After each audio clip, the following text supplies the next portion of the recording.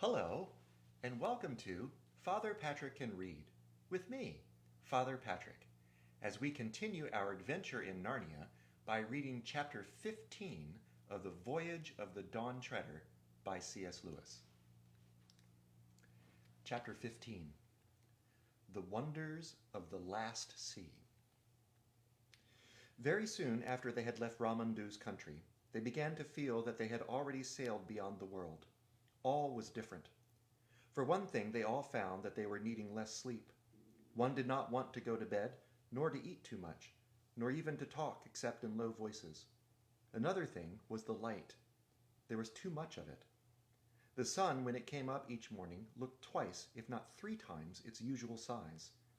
And every morning, which gave Lucy the strangest feeling of all, the huge white birds, singing their song with human voices in a language no one knew, streamed overhead, and vanished astern on their way to their breakfast at Aslan's table. A little later they came flying back and vanished into the east.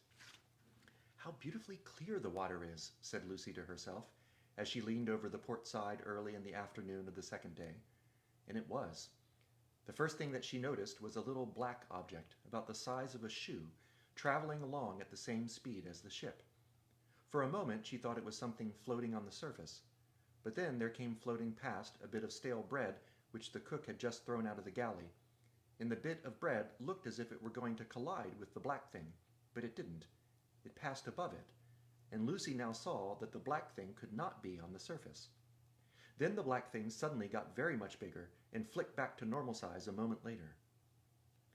Now Lucy knew she had seen something just like that happen somewhere else, if only she could remember where. She held her hand to her head and screwed up her face and put out her tongue in the effort to remember. At last she did. Of course. It was like what you saw from a train on a bright sunny day. You saw the black shadow of your own coach running along the fields at the same pace as the train. Then you went into a cutting, and immediately the same shadow flicked close up to you and got big, racing along the grass of the cutting bank. Then you came out of the cutting and, flick, once more the black shadow had gone back to its normal size and was running along the fields. "It's our shadow, the shadow of the Dawn Treader," said Lucy. "Our shadow running along on the bottom of the sea. That time when it got bigger, it went over a hill. But in that case, the water must be clearer than I thought. Good gracious, I must be seeing the bottom of the sea, fathoms and fathoms down." As soon as she had said this, she realized that the great silvery expanse which she had been seeing, without noticing, for some time, was really the sand on the seabed, and that all sorts of darker or brighter patches were not lights and shadows on the surface, but real things on the bottom. At present, for instance, they were passing over a mass of soft purply green with a broad winding strip of pale gray in the middle of it. But now that she knew it was on the bottom, she saw it much better. She could see that bits of the dark stuff were much higher than other bits and were waving gently. "Just like trees in a wind," said Lucy. "And I do believe that's what they are. It's a submarine forest." They passed on above it, and presently the pale streak was joined by another pale streak. "If I were down there," thought Lucy, "that streak would be just like a road through the wood, and that place where it joins the other would be a crossroads. Oh, I do wish I was. Hello, the forest is coming to an end, and I do believe the streak really was a road. I can still see it going on across the open sand. It's a different color, and it's marked out with something at the edges, dotted lines. Perhaps they are stones, and now it's getting wider." But it was not really getting wider, it was getting nearer. She realized this because of the way in which the shadow of the ship came rushing up towards her, and the road, she felt sure it was a road now, began to go in zigzags. Obviously it was climbing up a steep hill, and when she held her head sideways and looked back, what she saw was very like what you see when you look down a winding road from the top of a hill.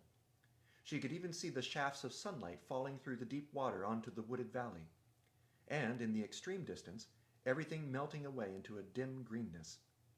But some places, the sunny ones, she thought, were ultramarine blue. She could not, however, spend much time looking back. What was coming into view in the forward direction was too exciting. The road had apparently now reached the top of the hill and ran straight forward. Little specks were moving to and fro on it. And now something most wonderful, fortunately in full sunlight, or as full as it can be when it falls through fathoms of water, flashed into sight. It was knobbly and jagged, and of a pearly, or perhaps an ivory, color. She was so nearly straight above it that at first she could hardly make out what it was. But everything became plain when she noticed its shadow. The sunlight was falling across Lucy's shoulders, so the shadows of the thing lay stretched out on the sand behind it, and by its shape she saw clearly that it was a shadow of towers and pinnacles, minarets and domes.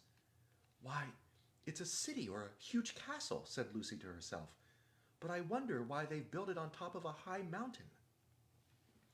Long afterwards, when she was back in England, and talked all these adventures over with Edmund, they thought of a reason, and I am pretty sure it is the true one. In the sea, the deeper you go, the darker and colder it gets, and it is down there, in the dark and cold, that dangerous things live, the squid and the sea serpent and the kraken. The valleys are the wild, unfriendly places. The sea people feel about their valleys as we do about mountains, and feel about their mountains as we feel about valleys. It is on the heights, or, as we would say, in the shallows, that there is warmth and peace. The reckless hunters and brave knights of the sea go down into the depths on quests and adventures, but return home to the heights for rest and peace, courtesy and counsel, the sports, the dances, and the songs. They had passed the city, and the seabed was still rising. It was only a few hundred feet below the ship now. The road had disappeared. They were sailing above an open, park-like country, dotted with little groves of brightly colored vegetation. And then Lucy nearly squealed aloud with excitement. She had seen people. There were between 15 and 20 of them, and all mounted on seahorses. Not the tiny little seahorses which you may have seen in museums, but horses rather bigger than themselves. They must be noble and lordly people, Lucy thought, for she could catch the gleam of gold on some of their foreheads, and streamers of emerald or orange-colored stuff fluttered from their shoulders in the current. Then, "Oh, bother these fish," said Lucy, for a whole shoal of small fat fish, swimming quite close to the surface, had come between her and the sea people. But though this spoiled her view, it led to the most interesting thing of all. Suddenly a fierce little fish of a kind she had never seen before came darting up from below, snapped, grabbed, and sank rapidly with one of the fat fish in its mouth. And all the sea people were sitting on their horses, staring up at what had happened.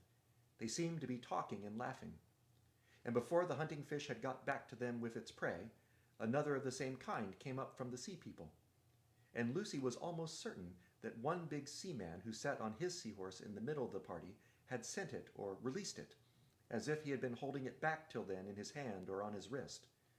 "Why, I do declare," said Lucy, "it's a hunting party, or more like a hawking party. Yes, that's it. They ride out with these little fierce fish on their wrists, just as we used to ride out with falcons on our wrists when we were kings and queens at Cair Paravel long ago. And then they fly them, or I suppose I should say swim them, at the others. How—" She stopped suddenly because the scene was changing. The sea people had noticed the Dawn Treader. The school of fish had scattered in every direction. The people themselves were coming up to find out the meaning of this big black thing which had come between them and the sun. And now they were so close to the surface that if they had been in air instead of water, Lucy could have spoken to them. There were men and women both. All wore coronets of some kind, and many had chains of pearls. They wore no other clothes. Their bodies were the color of old ivory, their hair dark purple. The king, in the center, no one could mistake him for anything but the king, looked proudly and fiercely into Lucy's face and shook a spear in his hand. His knights did the same. The faces of the ladies were filled with astonishment. Lucy felt sure they had never seen a ship or a human before, and how should they, in seas beyond the world's end where no ship ever came? "What are you staring at, Lou?" said a voice close beside her. Lucy had been so absorbed in what she was seeing that she started at the sound, and when she turned she found that her arm had gone dead from leaning so long on the rail in one position. Drinian and Edmund were beside her. "Look," she said. They both looked. But almost at once Drinian said in a low voice, "Turn round at once, your majesties. That's right, with our backs to the sea. And don't look as if we were talking about anything important." "Why? What's the matter?" said Lucy as she obeyed. "It'll never do for the sailors to see all that," said Drinian. "We'll have men falling in love with a sea woman, or falling in love with the undersea country itself and jumping overboard. I've heard of that kind of thing happening before in strange seas. It's always unlucky to see these people." "But we used to know them," said Lucy. "In the old days, at Cair Paravel, when my brother Peter was High King. They came to the surface and sang at our coronation." "I think that must have been a different kind, Lou," said Edmund. "They could live in the air as well as under water. I rather think these can't. By the look of them, they'd have surfaced and started attacking us long ago if they could. They seem very fierce." "At any rate," began Drinian, but at that moment 2 sounds were heard. One was a plop. The other was a voice from the fighting top shouting, "Man overboard!" Then everyone was busy. Some of the sailors hurried aloft to take in the sail. Others hurried below to get to the oars, and Rents, who was on duty on the poop, began to put the helm hard over so as to come round and back to the man who had gone overboard. But by now everyone knew that it wasn't strictly a man. It was Reepicheep. "Drat that mouse," said Drinian. "It's more trouble than all the rest of the ship's company put together. If there is any scrape to be got into, in it will get. It ought to be put in irons, keel-hauled, marooned, have its whiskers cut off. Can anyone see the little blighter?" All this didn't mean that Drinian really disliked Reepicheep. On the contrary, he liked him very much, and was therefore frightened about him, and being frightened put him in a bad temper. Just as your mother is much angrier with you for running out into the road in front of a car than a stranger would be. No one, of course, was afraid of Reepicheep's drowning, for he was an excellent swimmer. But the 3 who knew what was going on below the water were afraid of those long, cruel spears in the hands of the sea people. In a few minutes the Dawn Treader had come round, and everyone could see the black blob in the water which was Reepicheep. He was chattering with the greatest excitement, but as his mouth kept on getting filled with water, nobody could understand what he was saying. "He'll blurt the whole thing out if we don't shut him up," cried Drinian. To prevent this, he rushed to the side and lowered a rope himself, shouting to the sailors, all right, back to your places. I hope I can heave a mouse up without help." And as Reepicheep began climbing up the rope, not very nimbly because his wet fur made him heavy, Drinian leaned over and whispered to him, "Don't tell. Not a word." But when the dripping mouse had reached the deck, it turned out not to be at all interested in the sea people. "Sweet!" he cheeped. "Sweet! Sweet!" "What are you talking about?" asked Drinian crossly. "And you needn't shake yourself all over me, either." "I tell you the water's sweet," said the mouse. "Sweet! Fresh! It isn't salt." For a moment no one quite took in the importance of this. But then Reepicheep once more repeated the old prophecy. "Where the waves grow sweet, doubt not, Reepicheep. There is the utter east." Then at last everyone understood. "Let me have a bucket, Rhinoff," said Drinian. It was handed him, and he lowered it, and up it came again. The water shone in it like glass. "Perhaps your Majesty would like to taste it first," said Drinian to Caspian. The king took the bucket in both hands, raised it to his lips, sipped, then drank deeply, and raised his head. His face was changed. Not only his eyes, but everything about him seemed to be brighter. "Yes," he said, "it is sweet. That's real water, that. I'm not sure that it isn't going to kill me, but it is the death I would have chosen, if I'd known about it till now."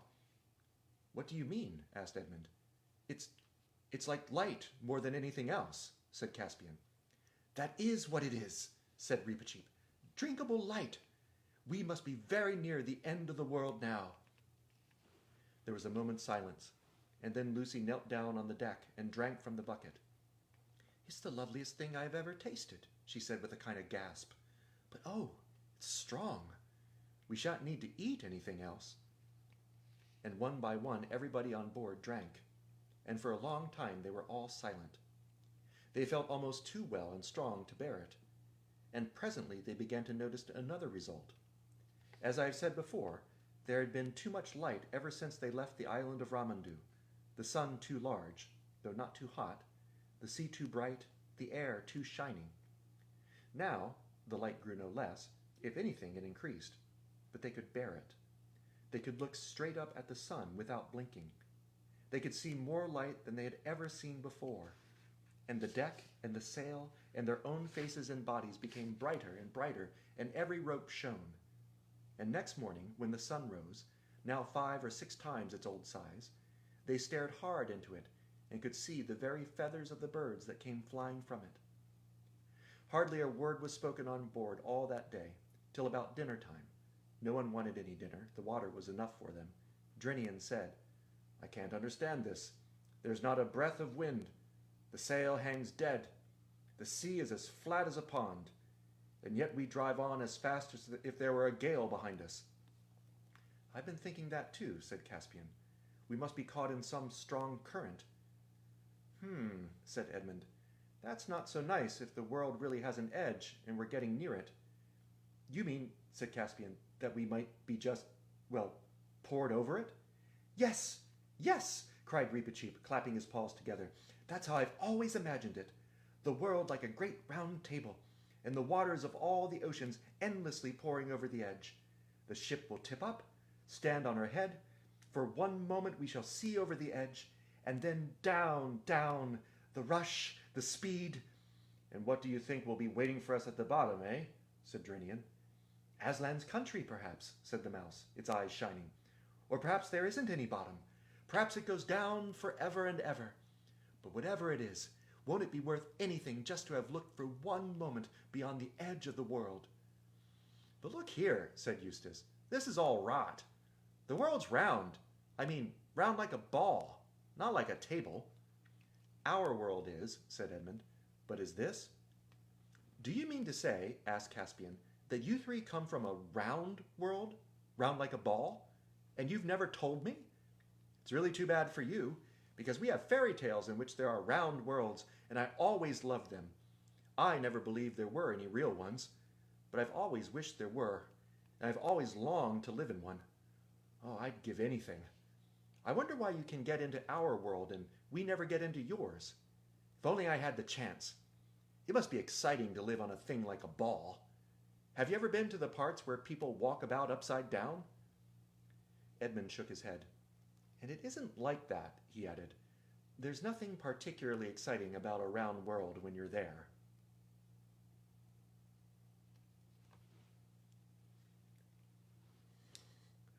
Well, I hope you will join tomorrow at noon for Father Patrick Can Read, with me, Father Patrick, as we conclude our adventure in Narnia by reading chapter 16 of The Voyage of the Dawn Treader by C.S. Lewis. Until then, goodbye.